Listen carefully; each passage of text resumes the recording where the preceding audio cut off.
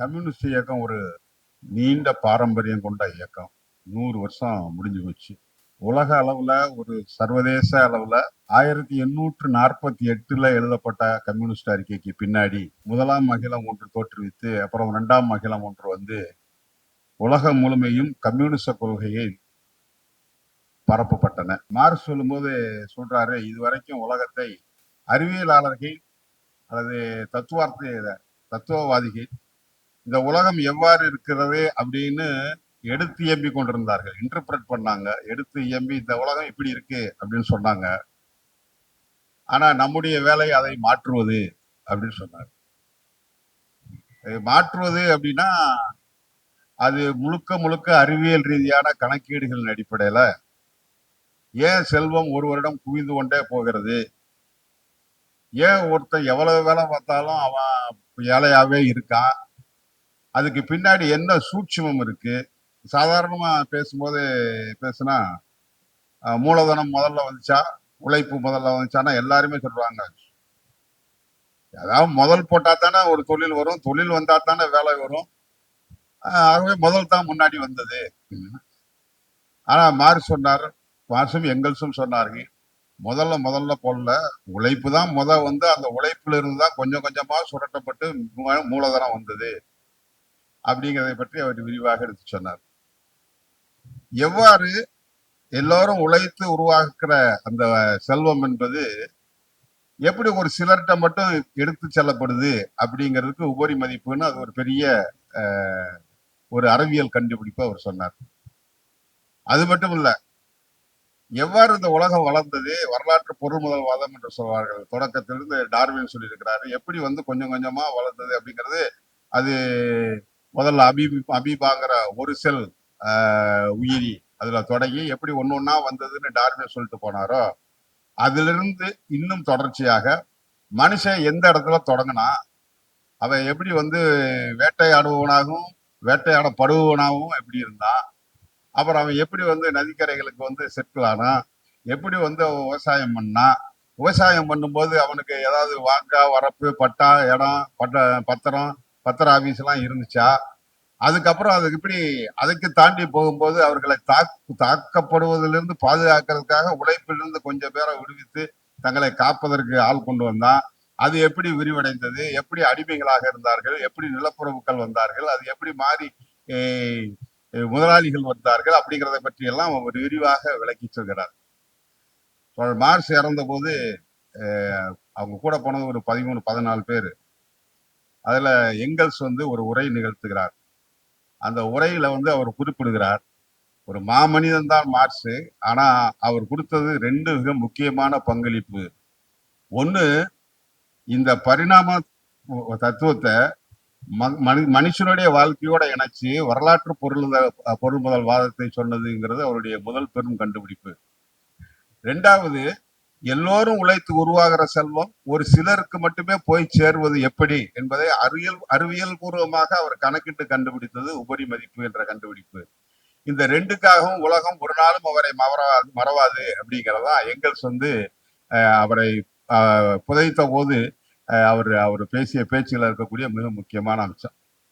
இது பின்னாடி லெனின் காலத்துல அது கட்சியாக மாறுகிறது. ஏன்னா ஒரு தத்துவத்தை மட்டும் வச்சுக்கிட்டு இருந்தா பார்த்தாது, தத்துவத்தை கொண்டு செல்வதற்கான அமைப்பு வேணும் அப்படிங்கும்போது அதனாலதான் மார்க்சியம் லெனினியம் என்று சொல்கிறோம். லெனின் தான் கட்சி அமைப்பு. கட்சி என்றால் ஒன்று, அதை எவ்வாறு இருக்க வேண்டும், என்ன செய்ய வேண்டும், எங்கிருந்து தொடங்க வேண்டும், இதெல்லாம் ஒரு புத்தகத்தினுடைய தலைப்பு. என்ன செய்ய வேண்டும் என்று எழுதியிருக்கிறார், எங்கிருந்து தொடங்க வேண்டும் என்று எழுதியிருக்கிறார். ஆக இதையெல்லாம் பற்றி அவர் எழுதி கட்சி என்ற ஒரு கட்டமைப்பை உருவாக்கி காமிச்சார். அதன் மூலமாக சோவியத் யூனியனுடைய ஒரு புரட்சி ஏற்பட்டது.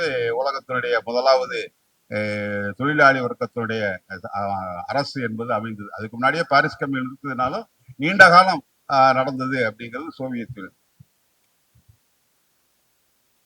அங்க இருந்து தான் நம்ம இங்க இருந்து சோவியத் யூனியனுக்கு நிறைய போய் பார்த்து பழகி இதெல்லாம் எப்படி இருக்குன்னு பார்த்து, தந்தை பெரியார் அவர்களே சோவியத் யூனியனுக்கு போய் திரும்பி வந்த பிறகு அவருடைய சிந்தனை போக்கே வந்து வேறு மாதிரி மாறியது. இன்னும் சொல்ல போனா குழந்தைகளுக்கு பேர் கொடுத்தாக்கா அதுக்கு ரஷ்யா அப்படின்னு பேர் வச்சாரு, மாஸ்கோ அப்படின்னு பேர் வச்சாரு. அந்த அளவுக்கு அது ஒரு பெரிய கருத்து தாக்கத்தை அவருக்கு ஏற்படுத்தி இருந்துச்சு. அதே போல கம்யூனிஸ்ட் போய் அங்கிருந்து வந்து கத்துட்டு வந்து இது பண்ணாங்க. நம்ம சென்னையில தமிழ் மொழியே தெரியாத, தமிழ் என்றால் தமிழ் எப்படி இருக்கும், அது எழுத்து எப்படி இருக்கும், எப்படி பேச வேண்டும் என்று தெரியாத ஒருவர் அமீர் கைதர்கான் நம்ம சென்னைக்கு வந்து கம்யூனிஸ்ட் கட்சியை பரப்புவதற்கு தமிழ் என்றால் என்ன என்றே தெரியாத ஒருத்தர் தான் அங்க வர்றாரு. இங்க வந்து வாழ்றாரு, இங்க ஆளை தேடி பிடிக்கிறாரு. இவ்வளவு பெரிய அன்றைக்கு இவ்வளவு பெருசா இருக்காது. சென்னை மாநகரத்துல அறிமுகமே இல்லாத ஒரு ஆளு ரொம்ப தைரியமா ஒரு ஊருக்கு வந்து அங்க ஆளை பிடிச்சி இங்க இந்த தத்துவத்தை எல்லாம் இன்னைக்கு வரைக்கும் எளிதில் புரிந்து கொள்ள முடியாத தத்துவம்னு தான் சொல்லிட்டு இருக்கான். அது பூரா வெளிநாட்டு தத்துவம், நமக்கு அதுக்கு சம்பந்தம் இல்லைன்னு சொல்லிட்டு இருக்கான். அந்த தத்துவத்தை சொல்லி கொடுத்துடலாம் அப்படிங்கிற நம்பிக்கையோட வந்து நிஜமாவே ஆளை பிடிச்சி அவங்களுக்கு சொல்லி கொடுத்து இங்க கம்யூனிஸ்ட் கட்சி கிளையை உருவாக்கினார் அப்படிங்கிறதுலாம் நம்மளுடைய நீண்ட வரலாறுடைய தொடக்கம். அதற்கப்புறம் நம்ம கட்சியுடைய நூற்றாண்டு விழாவினுடைய மலர் தயாரிக்கும் போது கூட நாங்க அதை திரும்ப திரும்ப சொன்னோம். திரும்ப திரும்ப ஒரு 10-15 தலைவர்களை பற்றியே பேசிக் கொண்டிருக்கிறோம், அவர்களை பற்றியே எழுதி கொண்டிருக்கிறோம். ஆனா அது கூட ஒழுங்கா செஞ்சுட்டோமான்னு சொல்ல முடியாது. ஈவாவை பற்றி கூட முழுமையாக சொல்லிவிட்டோமா, பாலதண்டாயத்தை விரிவாக சொல்லிவிட்டோமா, பி ராமமூர்த்தியை பற்றி விரிவாக சொல்லிவிட்டோமா, அந்த காலத்துடைய தலைவர்களுடைய தியாகங்களை எல்லாம் நாம் வெளியே சரியா சொல்லிட்டோமான்னு இன்னும் சரியா சொல்லல. ஆனா அதுக்கடுத்த ரேங்க் இருக்கு பாருங்க. கட்சி நின்றது அப்படின்னு சொன்னா அது அப்பழுக்கற்ற இந்த கட்சியை புரிந்து கொண்டு இதற்காக நான் எதையும் செய்வதற்கு தயாராக நின்றிருக்கிறேன் அப்படின்னு சொல்லிருக்கக்கூடிய தோழர்களால தான், ஊழியர்களால தான் அது இந்த கட்சி இத்தனை ஆண்டு காலம் நின்று இருக்கிறது. இனியும் பல ஆண்டு காலம் நிற்கும். 2வது உலக போர் காலத்துல கிட்டத்தட்ட சோவியத் யூனியன் என்பது அழிக்கப்பட்டு விட்டது. சோவியத் யூனியனிலேயே 2 கோடி பேர் கொல்லப்பட்டு விட்டார். அப்போ H.G. வெல்ஸ் அப்படிங்கிற ஒரு அமெரிக்க நாவல் ஆசிரியர், கட்டுரை ஆசிரியர், தோழர் ஸ்டாலினை ஜோசப் ஸ்டாலினை போய் பேட்டி காண்றார். இந்த நாடே அழிஞ்சு போச்சு, இந்த நாடை எப்படி நீங்க மறுபடியும் புனர் நிர்மாணம் செய்ய போறீங்க அப்படின்னு அவர் கேட்கிறார். இப்ப ஸ்டாலின் சொல்றாரு, எங்கிட்ட தங்க இருப்பு இருக்கு அப்படின்னு அவர் சொல்றாரு. இவருக்கு ரொம்ப ஆச்சரியம்.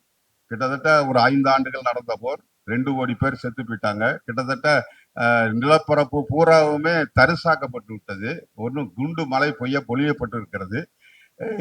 எப்படி இத ஆலைகள் எல்லாம் இல்லை, எல்லாம் இடிஞ்சு போச்சு, இதை எப்படி தூக்கி நிறுத்துவ அப்படின்னா, தங்க இருப்பு இருக்க, கோல்டு ரிசர்வ் இருக்குங்கிறது. எங்க இருக்க கோல்டு ரிசர்வ்? அப்ப அவர் சொன்னாரு, மை கேடர்ஸ் ஆர் கோல்டு ரிசர்வ்னு சொன்னார். இந்த கட்சியுடைய ஊழியர்கள் தான் தங்க இருப்புகை. ஆக இவர்கள் எவ்வளவு அழிந்து போன நாட்டையும் மறுபடி தூக்கி நிறுத்துவார்கள் அப்படின்னு அவரு சொன்னார்.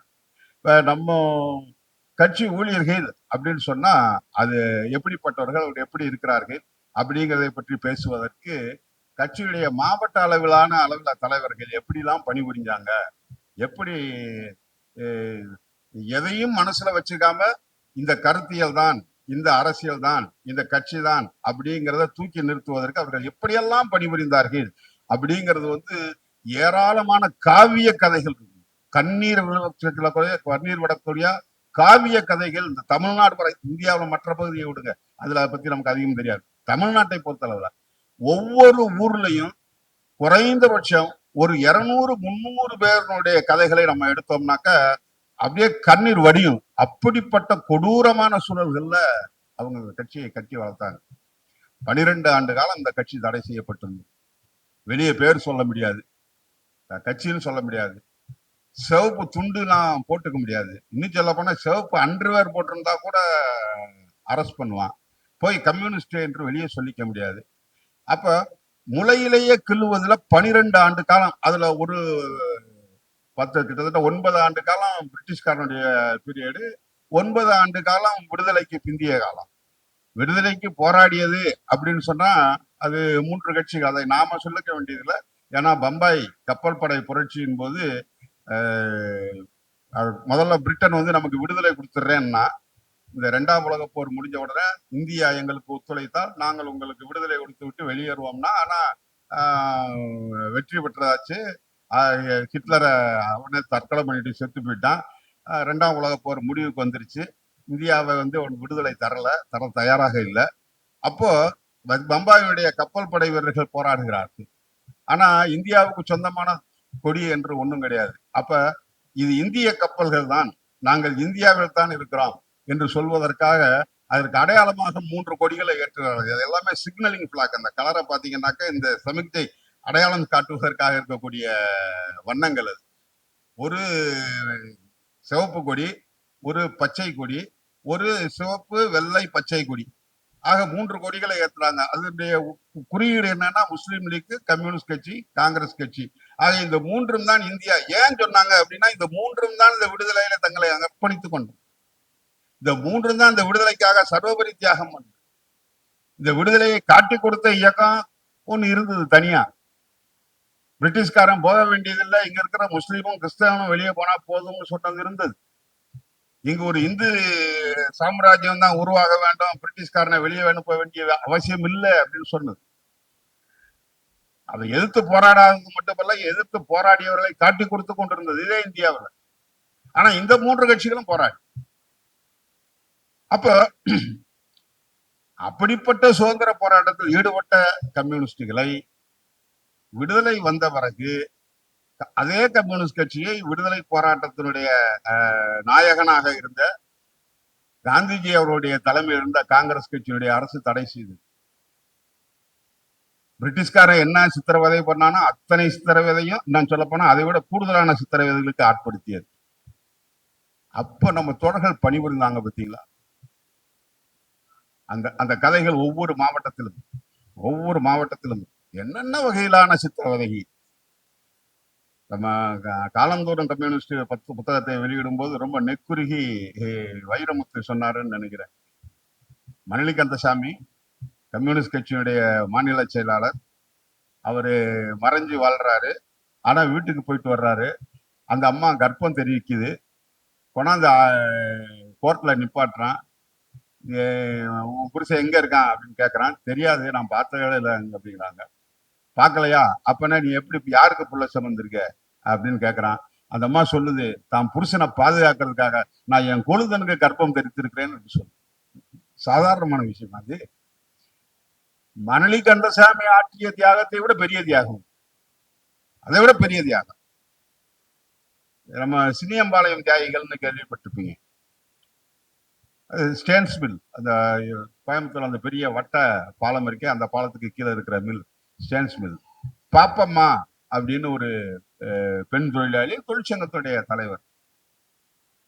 திரும்ப திரும்ப போராட்டங்களை ஒடுக்க முயற்சி பண்ண போது கருங்காலிகளை என்ன பண்றான் அப்படின்னா, அந்த அம்மா வீட்டுக்கு ஷிஃப்ட் முடிஞ்சு போகும்போது தூக்கிட்டு போய் பாலியல் பலாத்காரத்துக்கு உள்ளாக்குறாங்க. 4 பேரு ஏஐடியுடைய கம்யூனிஸ்ட் கட்சியுடைய தொழிலாளிகள் வேலை பார்க்கறான். எவன்டான்னு தேடி பிடிச்சி அவனை போய் காலி பண்ணிட்டு வந்துட்டான். அந்த பொண்ணு இவங்களுக்கு சொந்தம் இல்லை, இவங்க உறவு இல்லை, இவங்க சாதி இல்லை, இவ சாதி சேர்ந்தவன் இல்லை. இப்ப சாதிக்காகத்தானே அருவாளை தூட்டுக்கிறாங்க, சாதி இல்லை. ஆனா என்னுடைய சக தோழி, என் சங்கத்துடைய தலைவி, 4 பேருக்கும் தூக்கு தண்டனை. 4 பேருக்கும் தூக்கு தண்டனை. அவங்களுக்கு சம்பந்தம் இல்லாத ஒரு நிலைதான் அது. தூக்கு தண்டனை ஏற்றுக்கொள்கிறார். ஏற்றுக்கொண்டவரை அவங்க கடைசி விருப்பம் என்னன்னு கேட்கிறாங்க. எங்க ஊர்ல என்னை புதைக்கணும், அதாவது சின்னியம்பாளையத்துல புதைக்கணும். எங்க 4 பேருக்கு 4 குழி தோண்டக்கூடாது, ஒரே குழி தோண்டி எங்க 4 பேரையும் அதுக்குள்ள அடக்கம் பண்ணணும்னு சொல்லி. அதே போல இன்றைக்கும் அவர்களுடைய நினைவு தினத்தன்னைக்கு சிபிஐயும் சிபிஎம்மும் சேர்ந்து ஊர்வலம் நடத்துகிறார்கள். இப்போ இன்னைக்கும் ரொம்ப ஆச்சரியமான கரம் என்னன்னா, என்னையும் ஒரு தடவை, நானும் ஒரு தடவை போயிருந்தேன். சிபிஎம் கொடியை சிபிஐ தலைவர் ஏற்ற வேண்டும், சிபிஐ கொடியை சிபிஎம் தலைவர் ஏற்ற வேண்டும் என்று வைத்திருக்காங்க. நான் போன அன்னைக்கு ஒரு சிபிஎம் தலைவர் இருந்தாரு. நான் போனோம்னா சொன்னோம்னா சரி கொடி அடிச்சேன். அவருக்கு ரொம்ப தயக்கமாயி போச்சு. எப்படி அந்த கொடியை நான் ஏற்றுவேன் அப்படின்னு சொல்லி தயங்கிட்டாரு ரொம்ப. அவர் பேர் வேண்டாம். ஆனா பாருங்க, அப்படி நினைக்கிறவங்கள கூட அவங்க செத்து போய் எத்தனையோ வருஷமாச்சு, ஒன்னா வான்னு இழுக்கிறான் பாருங்க. அந்த மேடைக்கு ஒன்னா வா, 2 கோடியும் ஒன்னா ஏத்து அப்படின்னு சொல்ல வைக்கிறான் பாருங்க. அவர்கள் செத்து போன பிறகு, அவர்கள் தூக்கு தண்டனை அளித்த பிறகு, இங்க இருந்த தோழர் பிசி ஜோஷி, இந்திய கம்யூனிஸ்ட் கட்சியினுடைய பொதுச் செயலாளர், அவர் அவங்க வீட்டுக்கு போறாரு. எல்லாம் சின்ன வயசு, 28, 30, 32 வயசு, எல்லாம் 4 பேருமே. இந்த மாதிரி மகன் போயிட்டாங்க அப்படின்னு சொல்லி ரொம்ப துக்கமா சொல்றாங்க. அப்ப அந்த அம்மா, அவங்க அம்மா சொல்லுது, ரங்கண்ணனோட அம்மா சொல்லுது, நீங்க எல்லாம் தான் என் பிள்ளைங்க இருக்கீங்களே, என் பிள்ளைங்க செய்ய வேண்டியதெல்லாம் நீங்க செய்வீங்கங்கிற நம்பிக்கையோட நான் இருக்கேன். நீங்க எல்லாம் இருக்கும்போது நான் ஏன் அழுகணும் அப்படின்னு சொல்லுவேன்.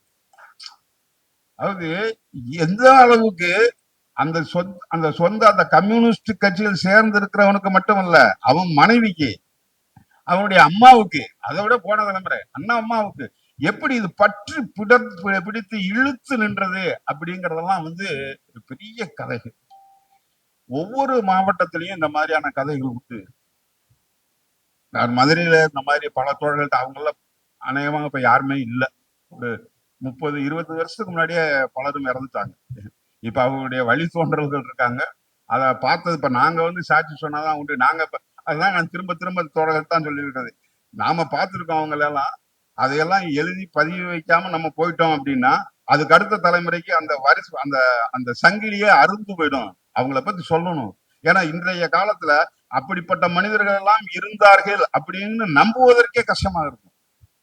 அப்படிப்பட்டவர்கள் கட்சி என்றால் அது வந்து அது ஏதோ கட்சி என்பது வேறு, குடும்பம் என்பது வேறு, வாழ்க்கை என்பது வேறு, வேலை என்பது வேறு, அதெல்லாம் கிடையாது. எல்லாமே ஒண்ணுதான். குடும்பம்னாலும் கட்சினாலும் வேலைனாலும் வாழ்க்கைனாலும் எல்லாம்னாலும் ஒண்ணுதான் அப்படின்னு வாழ்ந்த ஒரு தலைமுறை இருக்கு, பிரமாண்டமானது. இப்ப இல்லைன்னு சொல்லிடல, நான் இப்பவும் இருக்கிறார்கள். அந்த அளவுக்கு இல்லைனாலும் இன்னைக்கு இருக்கக்கூடிய சூழலுக்கு தகுந்த மாதிரி இன்றைக்கும் இருக்கிறார்கள். அப்படி இருப்பதால் தான் இந்த கட்சி இன்னைக்கு செங்கொடி பறந்துகிட்டு இருக்க தவிர இல்லாட்டி இந்த செங்கொடி பறப்பதற்கான வாய்ப்பு இல்லை. எல்லாம் அவருடைய உதிரத்திலும் உயிரிலும் சேர்ந்துதான் பறக்கிறதே தவிர அது ஏதோ ஒரு எல்லா கட்சி கொடியும் போல அதுவும் ஒரு கொடி என்றால் எப்போவே அழிஞ்சு போயிடும். 1952 தேர்தல்ல இருந்த சின்னங்கள்ல கதிரர்வால் ஒன்று, வேற சின்னங்கள் இருந்தன. இன்னைக்கு வரைக்கும் எலெக்ஷன்ல மிஞ்சி இருக்கிற ஒரே ஒரு சின்னம் கதிரர்வால் மட்டும்தான். வேற எந்த சின்னமும் அன்னைக்கு இருந்த சின்னம் இல்ல. அன்னைக்கு இருந்த பல கட்சிகள் இன்னைக்கு இல்ல. புதுசா எத்தனையோ கட்சி அதுக்கப்புறம் தொடக்க அந்த கட்சி எல்லாம் காணாமவும் போயிடுச்சு. நம்ம கண்ணு முன்னாடி தமிழ்நாட்டிலே பல கட்சிகளை நம்ம பார்த்திருக்கோம். அப்ப இவற்றை இழுத்து பிடிப்பதற்கு இந்த இந்த ரேங்க் அண்ட் ஃபைல் என்று சொல்றாங்க தொண்டர்கள், இந்த கட்சிக்கு கீழே நின்று தலைவர்கள் வந்து மரமாக தெரியலாம், கனியாக தெரியலாம், காயாக தெரியலாம், இலையாக தெரியலாம், மரமாக தெரியலாம். ஆனா இந்த பெரும் கட்சி என்ற இந்த மரத்தை ஆழமாக வேறாக நின்று இழுத்து பிடித்துக் கொண்டிருப்பது யார் என்றால் இந்த கட்சியினுடைய உறுப்பினராக இருக்கக்கூடிய தொண்டர்கள் தான். அவர்கள் இல்லாவிட்டால் இந்த மரம் சாய்ந்து. அப்ப அப்படிப்பட்டவங்களுடைய வரலாற்றை தொகுக்க வேண்டும். துரதிருஷ்டவசமாக நான் நூற்றாண்டு மலர் தொகுக்கிற குழுவுல நான் ஒருங்கிணைப்பாளராக இருந்தேன். ஆனா எங்களால் அதை செய்ய முடியல. ஏனென்றால் அந்தந்த ஊர்ல இருந்து யாரு யாரு அப்படிங்கிறத பாக்குறது அப்படிங்கிறது ரொம்ப கடினமான விஷயம். பிரதாஸ் சந்திரன் எழுதியிருக்கக்கூடிய இந்த புத்தகம் இருக்கிறது அந்த பணியை செய்திருக்கிறது. இதுவும் கூட முழுமையான பணின்னு சொல்ல முடியாது. ஆனா ஒன்னொன்னா ஒவ்வொருத்தரா எடுத்து யாரு யாரு, இப்ப ஜீவா அப்படின்னா ஜீவா எந்த மண்ணுக்கு சொந்தக்காரன்னு தெரியல. ஜீவா நாஞ்சில் நாட்டுக்கு சொந்தக்காரர். ஆனா மதுரைக்கு போனா இந்த ஊர்லதான் மறைஞ்சிருந்தாரு. திருவள்ளூர்ல எங்கெல்லாம் அவர் தலைமறைவாக இருந்தார், யாரெல்லாம் பாதுகாத்தாங்க அப்படிங்கிறதை பற்றி தோழதில் எழுதியிருக்கிறார். நிறைய விஷயங்கள் எழுதியிருக்கிறார். எப்படி அங்க தலைமை அதாவது திருவள்ளூர் அன்னைக்கு செங்கல்பட்டு மாவட்டம். செங்கல்பட்டு மாவட்ட விவசாய சங்க தலைவராக சி.கே. மாணிக்கம் செயலாளராக இருக்காரு, இவர் தலைவராக இருக்கிறார். எந்த ஊருக்கு போனாலும் அந்த மாவட்டத்துக்கு அவர் தலைவராக இருக்கிறாரு. அப்படி வேலை பார்த்ததை பத்தி எழுதியிருக்காரு. ஜீவாவை பற்றி நாம் நிறைய படிச்சிருக்கோம். அதுக்கு அடுத்து அவர் கொண்டு வந்திருக்கக்கூடிய விஷயங்கள் தான் ரொம்ப ரொம்ப முக்கியமான. சி.கே. மாணிக்கம் அவர்களை பற்றி எழுதுறார். அவரு ராணுவ ஆயுத கடங்களை வேலை பார்த்தவர். ஆனா கம்யூனிஸ்டாக மாறுறாரு. கல்யாணம் ஆகுது. கல்யாணம் ஆகும் போது கம்யூனிஸ்ட் கட்சி சட்டவிரோதம்னு தடை செய்யப்படுது. அதனால கல்யாணமான கையோட தலைமறைவாகிறாரு. இது ஒருத்தருக்கு இல்ல, இந்த மாதிரி நிறைய பேருக்கு உண்டு, நிறைய பேருக்கு உண்டு. தலைமறைவாகிறாரு. அப்புறம் அவங்க போலீஸ் தேடி தேடி வந்து இந்த பெண்கள் இருக்காங்க பாருங்க, இந்த கல்யாணம் பண்ணிக்கிட்டவங்க, ஐயோ கல்யாணம் பண்ணிட்டவங்க, கல்யாணம் பண்ணிக்கிட்டவங்க, பொண்ணு கொடுத்தவன், பொண்ணு எடுத்தவன், வீட்டை வாடகை கொடுத்தவன், அவன் வீட்டுல குடியிருந்தவன், பக்கத்து வீட்டுக்காரன், மாமன், மச்சின, ஒரு வயல அவங்க தூங்கவே விடல. அப்ப அது கடைசியில என்ன, புது மணமகள், புருஷன் மூஞ்சியே பார்க்கல, கல்யாணமானவன கைது. இப்ப வேற வழியே இல்லாம அவர் தலைமறைவாக மட்டும் இல்ல, இந்த மாவும் தலைமறைவாக வேண்டிய கட்டாயம் வருது, வேற வழி இல்லாம. இதுக்கு இந்த அடக்குமுறைக்கு எந்த சம்பந்தம் இல்லை, ஆனா தலைமறைவாகிறது அப்படிங்கிறத. அவர் சட்டமன்ற தேர்தலில் போட்டியிடுறாரு. போட்டியிடுறதுனாவே நம்ம இந்த போட்டியிடுற போஸ்டரே பாத்தீங்கன்னா அப்படி கும்பிடுற போஸ்டர் தான் இருக்கும். ஏன்னா கும்பிடாம சும்மா நிக்கிற போஸ்டர் இருக்காது. ஏன்னா கும்பிட்டு தான் போட்டோ எடுத்து, யாரும் கும்பிட்டுட்டு யாருமே போட்டோ எடுக்க மாட்டாங்க. சாமி கும்பிடும் போது கூட அப்படி போட்டோ எடுக்க மாட்டாங்க. இந்த எலெக்ஷன்ல மட்டும் தான் கும்பிட்டுட்டு, ஏன்னா கும்பிட்டுட்டு தான் இருக்கணும் அவர் போட்டோலையும் கும்பிட்டுட்டே இருப்பாரு. அப்ப ஜனங்களோட சேர்ந்து நின்று எல்லாத்தையும் சகித்து கொண்டு நான் உங்களுக்காக இருக்கிறேன்னு வரணும். இவரு போறாரு. போனா டீ கடையில தலித்துகளுக்கு வந்து தனி டம்ளர்ல கொடுக்குறா. இவர் கேட்க போனது ஓட்டு. ஓட்டுக்கார டீ கடைக்காரன் ஓட்டு வேணும். இவர் என்ன பண்றாரு, எப்படிடா அப்படி கொடுக்குற அப்படின்ட்டு ஒரே தகராறு. அங்க பெரிய சண்டையை கிளப்பி வெளியே இருந்து ஆள்லா வர சொல்லி ஒரு பெரிய தகராறு பண்ணி, நீங்க ரெட்ட டம்ளர் இருக்கக்கூடாது அப்படின்னு சொல்றாரு. இதெல்லாம் நடந்தது வந்து இது எத்தனை 57. ஆனா இன்னைக்கும் திருவள்ளூர் மாவட்டத்துல முழுசும் ஒழிஞ்சிருச்சா? எங்க மாவட்டம் மதுரை மாவட்டத்துல இன்னும் இருக்கு. ரெட்டை டம்ளர் முறை என்பது இப்ப ரெட்டை டம்ளர் கிடையாது. இப்போ வந்து கிளாஸ் கொடுத்தா வேற ஜாதி, அட்டை கப்பு கொடுத்தா வேற ஜாதி. இப்ப அந்த பழைய சிரட்டை மாறிடுச்சு, அலுமினிய டம்ளர் மாறிடுச்சு. அதுக்கு பதிலாக வேற காகித டம்ளர் வந்துருக்கு. அது வெளியே இருந்து பாக்குறவனுக்கு தெரியாது, உள்ளூர்காரனுக்கு தான் தெரியும். ஏன் அவனுக்கு கண்ணாடி டம்ளர்ல போகுது, இவனுக்கு ஏன் காகித டம்ளர்ல போகுது அப்படிங்கிறது தெரியும். அது இன்னைக்கு வரைக்கும் வரல. ஆனா அதாவது இது முதலாவது தேர்தலையே அதை அடிச்சு நொறுக்கிறதுக்கா நீ ஓட்டு போட்டாலும் சரி, ஓட்டு போட்டாலும் சரி அப்படின்னு தூக்கி எறிஞ்சிட்டு போனதை பற்றி அவரு சொல்றாரு. தலித்துகளுக்கு முடிவெட்ட மாட்டோம் மீஞ்சூர்ல. அதை எதிர்த்து போராட்டம் பண்ணதோட மட்டும் நினைக்கல அவரு தலித்துகளுக்கு முடிவெட்டுவதற்காக நான் ஒரு கடையை திறக்கிறேன்டா அப்படின்னு சொல்லி ஒரு கடையை திறந்து முடிவெட்டுறதுக்கான ஏற்பாடுகளை பண்ணி கொடுக்குறாரு. அதே போல இந்த அரிசி விநியோகம் இது தமிழ்நாட்டில் பல இடங்கள், அது குறிப்பாக இந்த எமர்ஜென்சி சமயத்தில் நடந்தது. அதுக்கு முன்னாடி பல சமயங்கள் நடந்தது. இப்ப அண்மையில வந்து வேளாண் சட்டம் ஒண்ணு கொண்டு வந்தான் பாருங்க, 3 சட்டம் கொண்டு வந்தான். அதை கிழிச்சு போட்டாச்சு. ஆனாலும் முழுசா கிழிச்சு போடல. அது கொஞ்சம் கொஞ்சமா வேற வேற வடிவுல உள்ள நுழைச்சிட்டு இருக்கு. அது ஏதோ விவசாயிகளை பாதுகாக்கிறதுக்கான தான் அந்த போராட்டம் அப்படின்னு தான் பலரும் நினைச்சிட்டு இருந்தாங்க. ஆனா அது உண்மை இல்லை. அந்த வேளாண் சட்டங்கள்ல அத்தியாவசிய பொருட்கள் சட்டம் என்று ஒன்று இருக்கு. இப்போ அரிசி, கோதுமை, வெங்காயம், உருளைக்கிழங்கு, எண்ணெய் இதெல்லாம் வந்து இன்னைக்கு வந்து எசென்சியல் கமாடிட்டிஸ், அத்தியாவசிய பொருட்கள். இந்த அத்தியாவசிய பொருட்களை எனக்கு ரூம் நிறைய பூட்டி வச்சுட்டு நீங்க இருக்க முடியாது. இருந்தா அதுக்கு பேர் பதுக்கல்னு பேரு. பதுக்கல் ஸ்டாக்கு கிடையாது. வேற பொருளெல்லாம் வச்சிருந்தா அதுக்கு பேர் ஸ்டாக்கு. இந்த பொருட்களை வச்சிருந்தாக்கா அதுக்கு பேரு பதுக்கல். இப்ப இந்த பதுக்கலை உடைச்சு எடுத்து மக்களுக்கு விநியோகம் பண்றது அப்படிங்கிறது ஒரு பெரிய போராட்டங்களா நீண்ட காலமாக நடந்திருக்கு. நம்ம தமிழ்நாட்டுல வெவ்வேறு இடங்கள்ல இது நடந்திருக்கு. ஜனங்களுக்கு வந்து சாப்பாட்டுக்கு ஒண்ணும் இல்லாம நிக்கிறாங்க. ஆனா மண்டபத்தை பிடிச்சி அங்க நெல்லு மூட்டையோ அரிசி மூட்டையோ இருக்கு அப்படின்னு சொன்னா அதை போய் உடைச்சி எடு, எவனா வந்தாலும் பார்த்துக்குவான். இவன் சாகிறத பார்த்துட்டு இருக்கிறத விட அதை உடைச்சு கொடுக்கறது பரவாயில்ல அப்படிங்கிற எண்ணம். தமிழ்நாட்டுல வந்து பட்னி சாவு என்பது வங்கத்தோட ஒப்பிடும்போது நமக்கு ரொம்ப ரொம்ப கம்மி.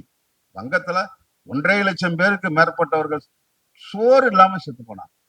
யோசிச்சு பார்க்க முடியும். சோறு இல்லாம பிரிட்டிஷ்காரன் வணிக பயிர்களை பயிரிடணும், உணவு பயிர்களை பயிரிட வேண்டாம். ஏன்னா வணிக பயிர்கள் அவனுக்கு தேவை, அபிடி செடி தேவை அப்படிங்கிறதுக்காக அவனுக்கு தேவையான பயிர்களை பயிர் பண்ண வச்சு, உணவுக்கு தேவையான பணிகள் இல்லாம பண்ணி செயற்கையாக உருவாக்கப்பட்ட பஞ்சத்துல லட்சக்கணக்கான பேர் இறந்து போனாங்க. அந்த சாவோட சேர்ந்துதான் இந்தியாவுக்கு விடுதலை என்பது வந்து.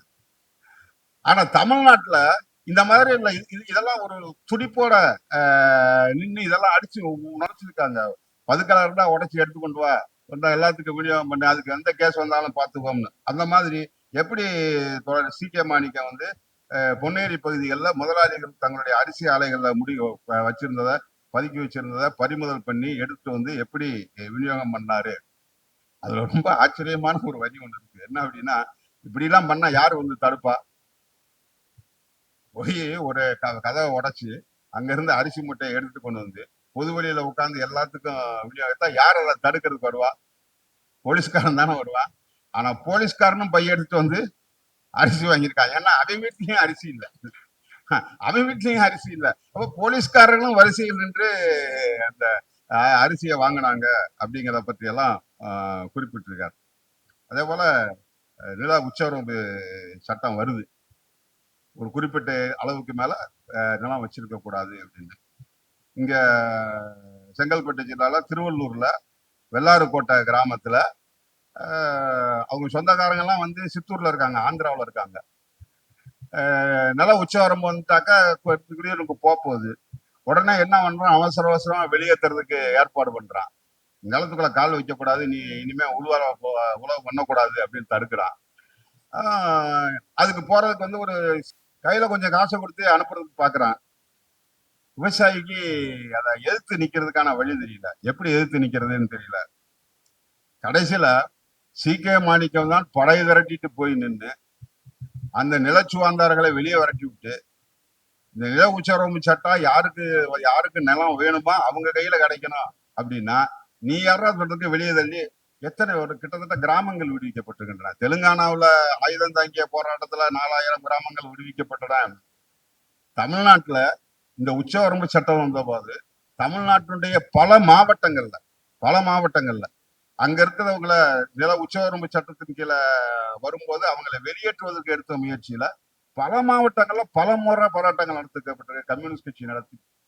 இப்ப அதுல இங்க சீக்கிய மாணிக்கம் இங்க என்ன மாதிரியான முறையில அதை பங்கேற்றாரு, எப்படி வந்து அதுக்காக ஒப்பந்தம் போட்டாரு அப்படிங்கிறதை பற்றி இதுல ரொம்ப விரிவாக சொல்லியிருக்கிறார். அடுத்து ரொம்ப ரொம்ப முக்கியமான தலைவர் தோழர் சீக்கிய மாதவன். சீக்கிய மாதவனை பற்றி, சீக்கிய மாதவனை பத்தியே ஒரு புத்தகம் ஏற்கனவே எழுதியிருக்கீங்கல்ல, தனியா ஒரு புத்தகம் எழுதியிருக்காரு. இதுல கொஞ்சம் கொஞ்சம் எல்லாம் வரும்போது ஒரு பேர் விட்டு போயிடக்கூடாது அப்படிங்கிறதுக்காக தனி புத்தகம் இல்ல, பல அத்தியாயங்களை கொண்ட புத்தகம் எழுதக்கூடிய அளவுக்கு அவ்வளவு பிரம்மாண்டமான சேவையாற்றியவர் தோழர் சீக்கிய மாதவன் வரைக்கும்.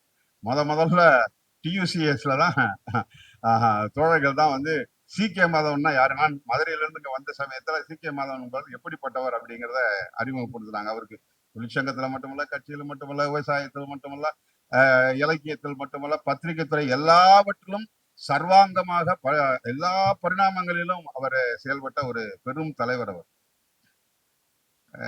நான் இங்க வர்ற சமயத்துல நம்ம தொழிலாளர் ஆணையர் அலுவலகத்துக்கு பக்கத்துல ஜீவா இல்லம்னு அரசாங்கம் வந்து தொழிற்சங்க தலைவர்களுக்காக ஒரு விடுதி கட்டியிருக்கு. ரொம்ப நாளா இருக்குது, எம்ஜிஆர் காலத்துல கட்டினது. அங்க தங்குறதுக்கு வருவோம், தங்குறதுக்கு இடம் இல்லாம. அங்க போனா சீக்கிய வந்து இருப்பார், சீக்கிய மாதவன் இருப்பாரு. அவருக்குன்னு பெர்மனண்டா ஒரு ரூம் அங்க இருந்துகிட்டே இருப்பாரு. வந்தோம்னா எந்நேரம் வந்து ஆளு வந்து பார்த்துட்டு போயிட்டே இருப்பாங்க.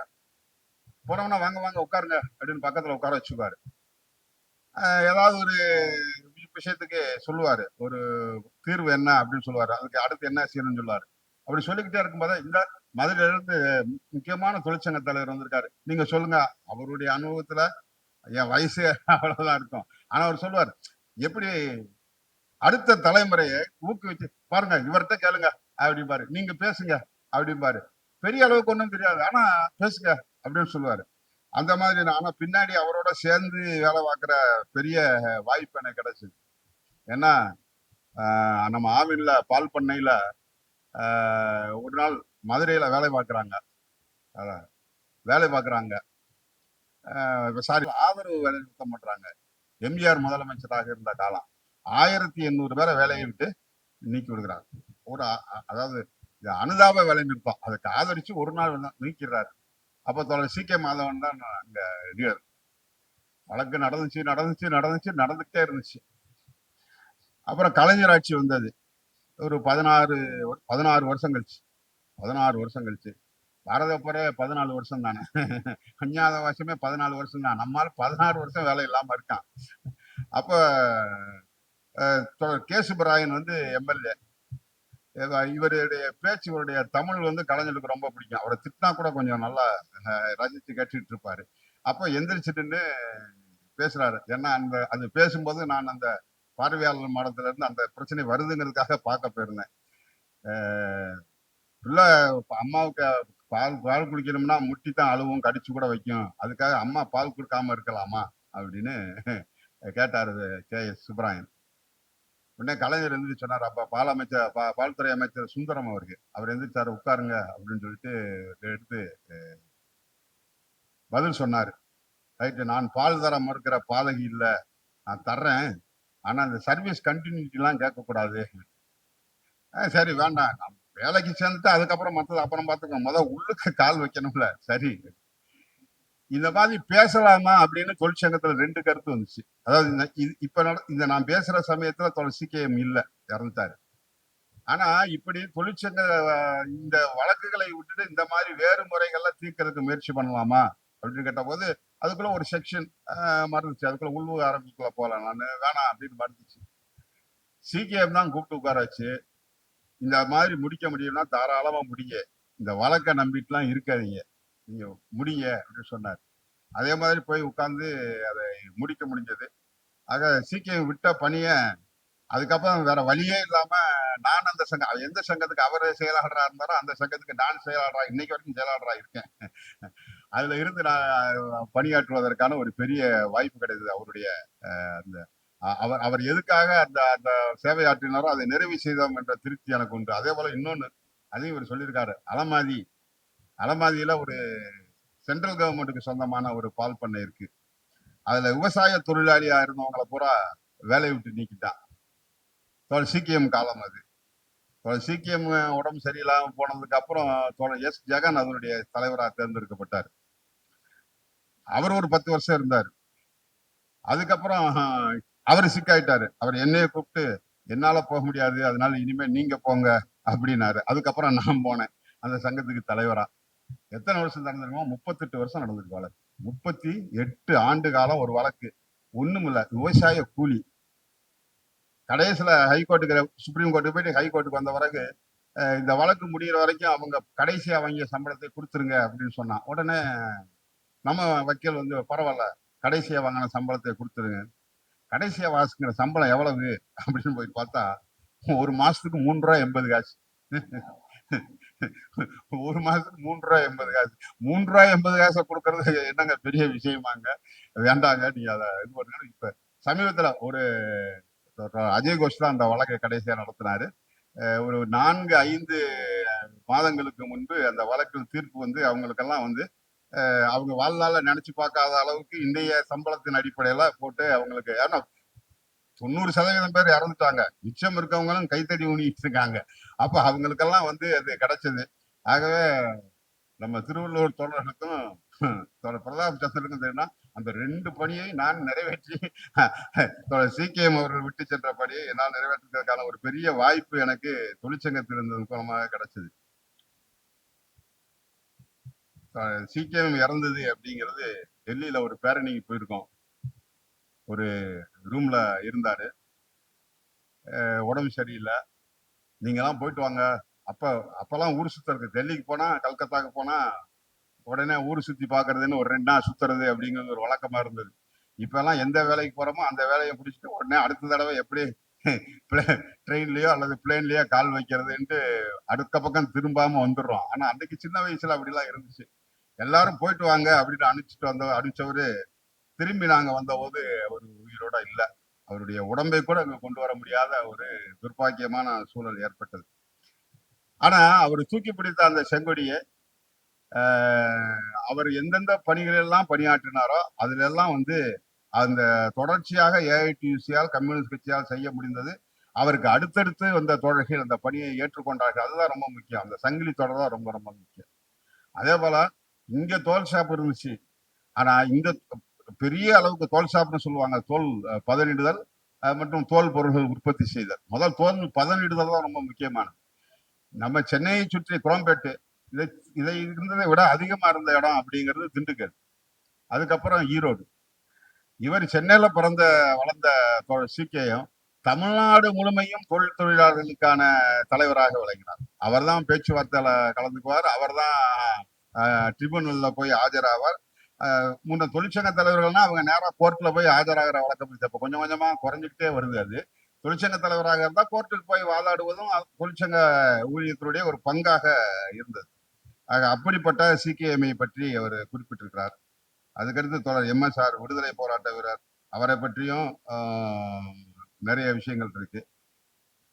திருவள்ளூர் மாவட்ட கட்சியினுடைய செயலாளராக இருந்த தொடர் உத்தரகுமார், அவரை பத்தி அவர் திருவள்ளூரை பத்தி அவர் சொல்றாரு, இது ஊமைகளுடைய மாவட்டம், என்ன பிரச்சனை வந்தாலும் திரும்பி பேசாத எந்திரிச்சு பேசாத ஒரு மாவட்டம், சேலத்துல இப்படி ஒரு பிரச்சனை நடந்தா, திருச்சியில ஒரு பிரச்சனை நடந்தா, அட விழுப்புரத்துலயாவது ஒரு பிரச்சனை நடந்தா எல்லா கட்சிக்காரனும் ஒன்னா சேர்ந்துக்குவான், எல்லாம் சேர்ந்து அதை தீர்க்கணும்னு தான் நிப்பான்.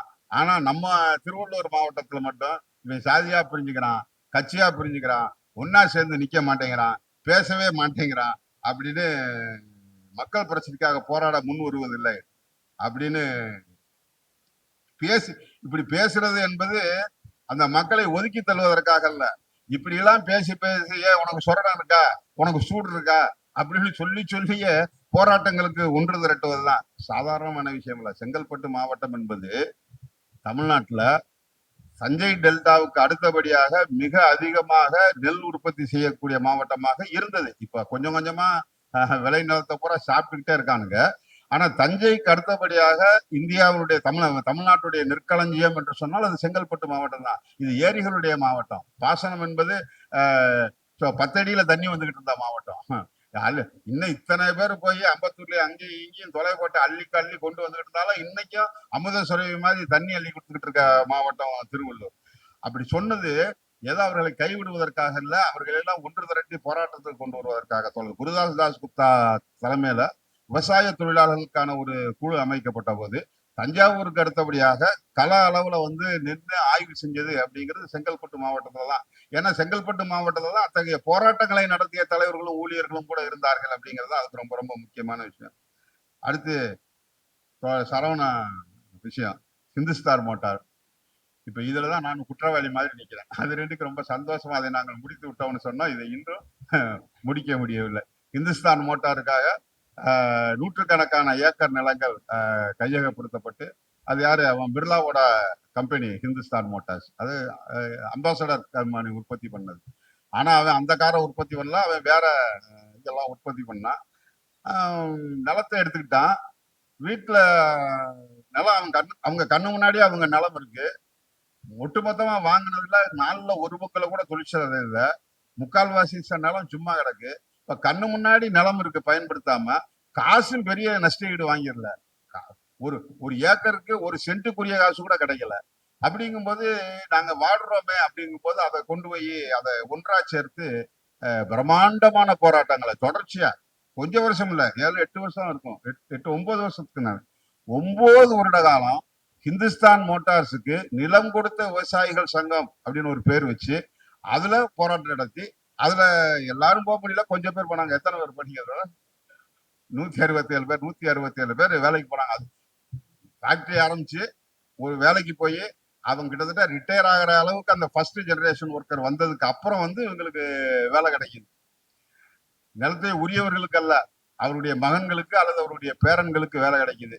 துரதிஷ்டம் என்னன்னா அவங்க ரிட்டையர் ஆகிற வரைக்கும் அந்த கம்பெனி இல்லை.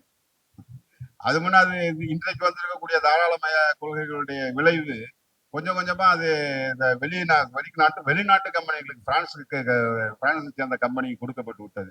ஆக அவரை பற்றி இதுல எழுதியிருக்கு. அப்புறம் இன்னொரு மாவட்ட செயலாளர் தோழர் ஹரிகரன். எப்படிப்பட்ட ஹரிகரன் தெரியுமா?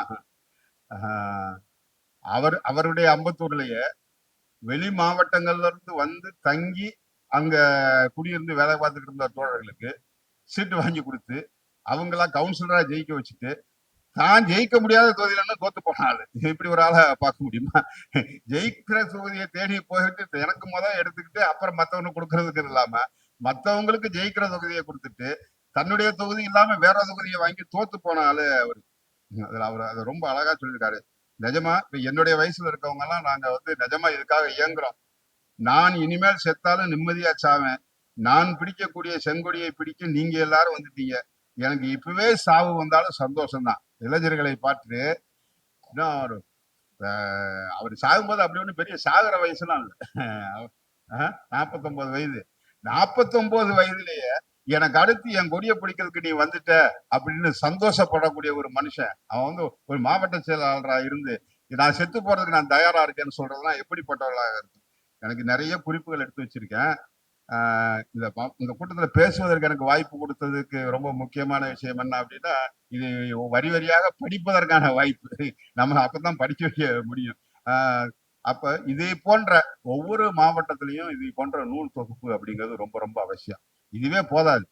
இன்னும் சொல்ல போனா தோழர் சரவணன் இருக்காரு, மாவட்ட துணை செயலாளராக இருக்கிறார். நாங்க எல்லாருக்கும் வைக்கக்கூடிய வேண்டுகோள் என்னன்னா, வட சென்னை மாவட்ட செயலாளர் இருக்காரு, மத்திய சென்னை மாவட்ட செயலாளர் இருக்காரு, தென் சென்னை மாவட்ட செயலாளர் இருக்காரு.